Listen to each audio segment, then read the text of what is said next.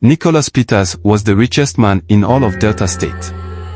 He had giant houses, shiny cars, and so much money that he never had to worry about a single thing. Everyone admired him and believed he was the smartest and hardest working man they had ever known. But what no one knew was that Nicholas had a dark and scary secret. Many years ago, Nicholas had been poor and hopeless. He couldn't pay his rent, he couldn't settle his loans, and worst of all, he couldn't afford to pay his sick mother's hospital bills. One night, after a long, terrible day, he went out for a walk to clear his mind. As he wandered the streets, thinking about his problems, he didn't notice where he was going. Before he realized it, Nicholas found himself in the middle of a cemetery. When he looked around and saw all the graves, he gasped. "How did I end up here?" he said to himself. He thought about running away but stopped. With a bitter laugh, he muttered, "The dead have it better than me. At least they don't have to worry about rent, loans, or hospital bills." Just as he turned to leave, a strange figure appeared before him. It seemed to come out of nowhere. The figure was tall and covered in shadows. It had no face, only two glowing red eyes that stared right into Nicholas's soul. The figure spoke in a deep, rumbling voice. "Nicholas Peters, I know what you want.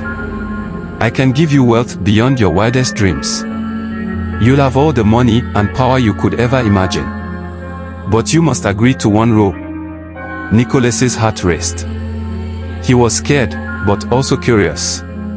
"What's the rule?" he asked. The figure pointed to an old, unmarked grave nearby. "Every night, you must sleep here, in this cemetery, on that grave, for 6 months. You said the dead have it better than you, so prove it. But beware, if you break this rule, something terrible will happen to you." Nicholas hesitated. Sleeping in a cemetery sounded strange and scary, but he was so desperate for money and success that he didn't care. "All right," he said quickly. "I'll do it." The figure's red eyes glowed brighter. "The deal is made," it said, then disappeared into the night. The very next morning, strange and wonderful things started to happen. He received a call saying he had inherited money from a relative he didn't even know. His failing business suddenly became successful. Before long, Nicholas had everything he'd ever dreamed of. But every night, while others slept in soft, warm beds, Nicholas secretly drove to the cemetery. He carried a blanket with him, spread it on the cold, hard ground, and lay down on the unmarked grave. It didn't matter how late it was or how far he had traveled during the day, he always made his way back to that lonely spot before midnight.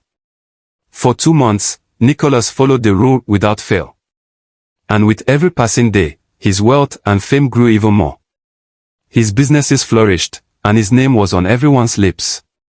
Important people wanted to work with him, and invitations to big events poured in. Nicholas seemed to have it all. But the rule came with a cost.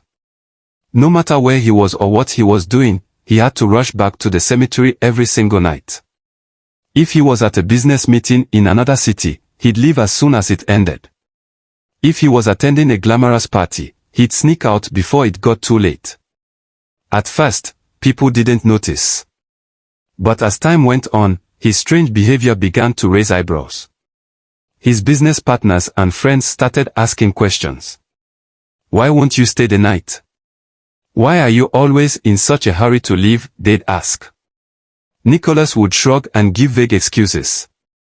"I have work early in the morning," he'd say, or, "I prefer sleeping in my own bed." Some adjusted to his peculiar habits, but others grew suspicious. One evening, after a successful business meeting in another state, a close friend of Nicholas insisted he stay the night at a luxurious hotel they had booked for him. "Nicholas, why won't you just stay?" his friend asked, exasperated. "You're rich. You don't need to keep driving back and forth.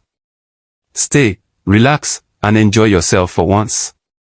Nicholas tried to dodge the conversation, but the friend pressed on. "What is so important that you can't stay the night? Are you hiding something?" The words hit Nicholas like a punch. He was tired of pretending. He was tired of running. He wanted to scream the truth. "I made a deal with a shadowy figure, and if I don't sleep in the cemetery, something terrible will happen. But he didn't. He couldn't. Instead, he argued back. It's my decision, and I don't owe you an explanation, he snapped. Angry and frustrated, Nicholas stormed out of the hotel. As he drove back to Delta State in the dead of night, his hands clenched the steering wheel tightly. The road was quiet, but his mind wasn't. This is the life I chose, he muttered bitterly. A life where I have everything, but I can't even sleep in my own bed. A life where I have to hide my secret from everyone I know. His knuckles turned white as he gripped the wheel. He was exhausted, not just from driving but from the weight of the deal he had made. It didn't matter how rich he was or how powerful he had become. Each night, he still had to lay on the cold, unforgiving ground of a graveyard to keep the life he had built from falling apart. For the first time, Nicholas began to feel the true burden of the deal he had struck. The fame and fortune no longer felt worth it. A man who could afford the most expensive bed in the world couldn't get a good night's sleep. What kind of life is this? He whispered into the darkness. But the night offered no answer, only silence. One evening, Nicholas went to a big, fancy party. Everyone cheered for him because he had just opened a brand new luxury resort. By the time he got home, he was so tired he could barely keep his eyes open.